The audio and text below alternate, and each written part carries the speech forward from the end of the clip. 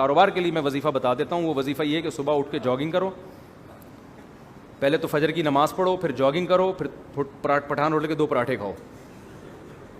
اس سے آپ کو ملے گی موٹیویشن. جب کاکڑ دن نہ ہو جائے گا. کاکڑ دن نہ سمجھتے ہو؟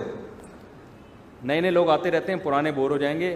دیکھو قوالی جب شروع ہوتی تھی نا, شروع میں آرام آرام سے چلتا ہے, قوالی میں آرام آرام سے چلتا ہے نا, ایک ہی سر میں ہوتے ہوتے پھر کاکڑ دن ایک دم جوش میں آتا ہے. تو کاکڑ دن کا مطلب یہ ہوتا ہے ایک دم ہٹو بچوں کام ہو جائے اور ایک دم طبیعت میں جوش آ جائے. تو صبح فجر کی نماز پڑھو, پھر اس کے بعد کرو طبیعت سے جاگنگ, خوب پسینہ نکالو. پراٹھے نہیں کھاؤ, جو مرضی کھانا ہے کھا لو. اس تو ہو جائے گا, کیا ہو جائے گا, کاکڑ دن. آپ کی اسپیڈ بڑھ جائے گی. پھر آپ پلاننگ کرو میں نے کرنا کیا ہے, اور تہجد میں 2 رکعت پڑھ کے اللہ سے دعا بھی مانگ لو کہ اللہ مجھے رزق دے. حدیث میں آتا ہے اللہ تعالیٰ رات کے آخری حصے میں آسمان دنیا پہ آ کے کہتے ہیں حل میں مسترزقن ارزق لا, کوئی ہے روزی طلب کرنے والا, میں اس کو روزی دوں. تو وظیفوں میں ٹائم ضائع کرنے کے بجائے اس وقت 2 رکعت پڑھ کے اللہ سے کیا مانگ لو, روزی مانگ لو. ہمارے یہاں کیا کرتے ہیں, میں کسی کو بتاتا ہوں نا تہجد میں 2 رکعت پڑھ کے اللہ سے روزی مانگ لے, وہ تہجد میں 2 رکعت پڑھنے کے لیے اٹھتا ہے, اس کے بعد پھر سوتا ہے, 1 بجے اٹھتا ہے. پھر وہ تو اللہ کیا کہے گا, مانگ تو روزی رہا ہے, کام سارے نحوست والے کر رہا ہے. روزی کو دھکا دینے والی بات ہے نا.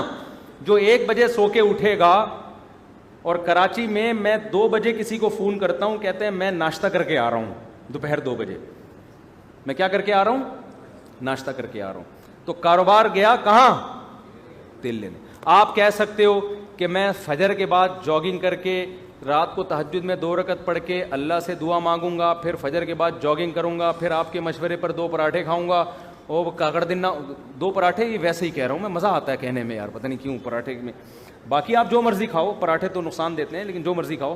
اس کے بعد پھر میں جب یہ سارے کام کروں گا, میں دکان جاؤں گا تو میرے علاوہ کوئی بندہ شاپ پہ ہوگا ہی نہیں.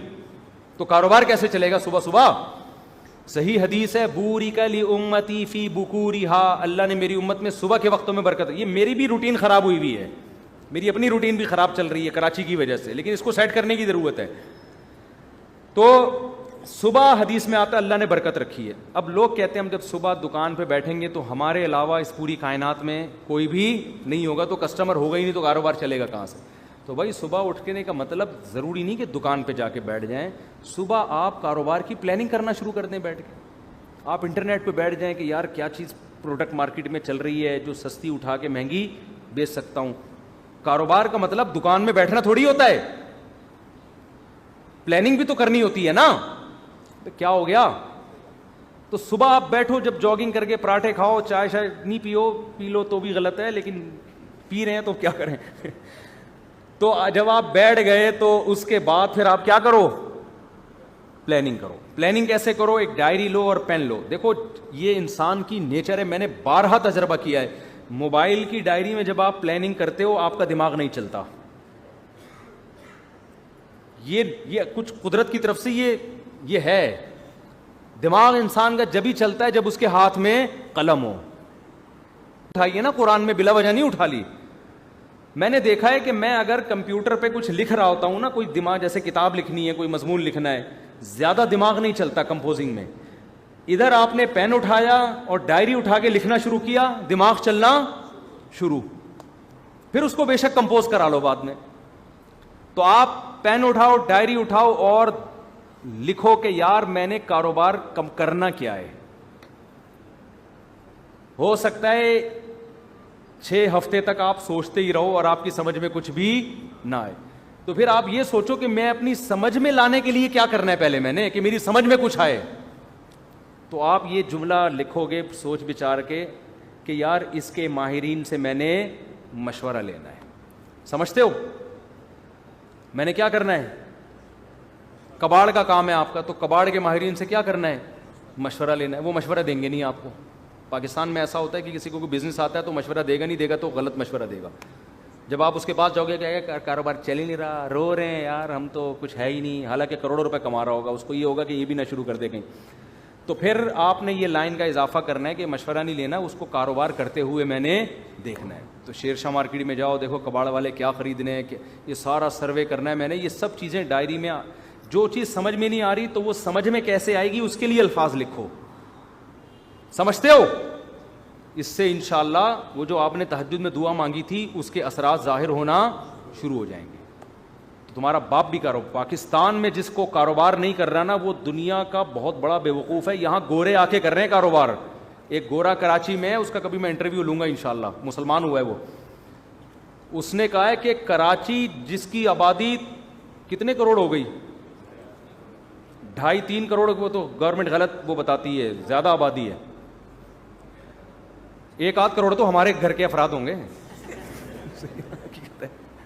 تو اتنی آبادی ہے. مجھے ایسا لگتا ہے کراچی کی جو آبادی کو کاؤنٹ کیا, میرے بچے نکال کے کاؤنٹ کیے ہیں ان لوگوں نے, مجھے ایسا لگتا ہے. تو اتنی بڑی آبادی میں تو بھی اگر کسی کا بزنس, یورپ تو ترستا ہے ایسی آبادی کے لیے, سمجھتے ہو؟ گورے ترستے ہیں یار, ہمیں ایسا کراؤڈ ملے کہیں ہم بزنس کریں. یہاں گورے آ کے کروڑ پتی بن گئے ہیں کراچی میں. تو کراچی میں اگر کسی کا کاروبار نہیں چل رہا ہے, اس کا مطلب وہ کاروبار کے علاوہ دنیا کا کوئی اور کام کر لے, وہ پھر کہیں بھی نہیں چل سکتا. میں نے صدر میں دیکھا گرمیوں میں ایک آدمی کولر لے کے بیٹھا ہوا ہے ٹھنڈے پانی کا, لاکھوں روپے کماتا ہے اس سے, کیونکہ صدر میں پانی چاہیے ہر آدمی کو. وہ کولر لے کے بیٹھا ہوا ہے, پلا رہا ہے, لے بھی پی لے, سارا دن 5 روپے کا پتہ نہیں 10 روپے کا گلاس بیچ کے اسی سے ٹھیک ٹھاک. گنے کے رس والوں نے پراپرٹیاں خرید لی ہیں یہاں پہ, گٹکے والے بحریہ ٹاؤن میں گھر لے رہے ہیں. جب آبادی زیادہ ہوتی ہے تو بزنس چھانگا مانگا کے جنگلات میں تھوڑی ہوگا, بزنس تو یہی ہوگا.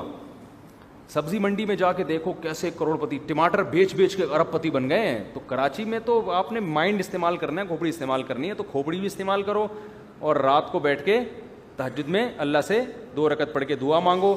صبح دوڑو, اس لیے میں کہہ رہا ہوں کہ اگر صبح دوڑے نہیں تو پھر کیا ہوگا کہ سستی میں پڑے ہی رہو گے. شیر شاہ کون جائے کباڑ میں جا کے, اور اگر گئے تو کمر میں درد, گھٹنے میں درد. اور اس نے کہا کہ یار یہ ذرا اسٹیل تھوڑی سی اٹھائی, اور جس زاویے سے اٹھائی قیامت تک کے لیے ویسے ہی ہو گئے. ایک صاحب نے مجھے اپنا واقعہ سنایا, کہہ رہے میں حج کرنے کے لیے گیا, ان کی عمر 50 سے اوپر تھی, سچا واقعہ ہے. کہتے ہیں میں حج کرنے کے لیے گیا تو پہلے چکر میں رمل کرنا پڑتا ہے نا, تھوڑا اکڑ کے.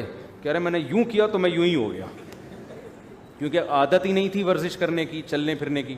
کہہ رہے ہیں ایسا پٹھے میرا پہلے جھٹکے میں ہی اٹکے ہیں, اکڑے ہیں, کہ اس کے بعد میں کافی ٹائم لگا دوبارہ نارمل کنڈیشن میں آنے میں. مالشیں ہوئی, پتہ نہیں میڈیسن لیے, پھر جا کے وہ رمل ہی رہا ان کا. اب تک میرا خیال ہے رمل ہی ہوتا رہا ان کا, گھر میں بھی رمل کرتے ہوئے آئے وہ. تو یہ حال ہو جاتا ہے انسان کا. تو اس لیے میں کہہ رہا ہوں صبح دوڑو گے تو ذرا فائدہ ہوگا. تو یہ وظیفہ میں نے آپ کو بتا دیا, اس پر عمل کریں. پھر بھی پیسہ نہیں آیا تو اس کا مطلب اللہ نے آپ کی قسمت میں کیا لکھی ہوئی ہے, غربت. پھر وہ نجومی والا واقعہ سوچا کریں کہ ایک نجومی کے پاس گیا غریب آدمی کہ بھائی میرے پاس پیسہ, یہ کیا ہے, میں بہت پریشان ہوں غربت سے. اس نے کہا, اور لکیریں دیکھ کے کہا 10 سال اور پریشان رہیں گے آپ. یہ خوش ہو گیا کہ پھر اس کے بعد شاید پیسہ آ جائے. اس نے کہا پھر پیسہ آئے گا. اس نے کہا نہیں, پھر آپ کو غربت کی عادت ہو جائے گی, پریشانی ختم ہو جائے گی.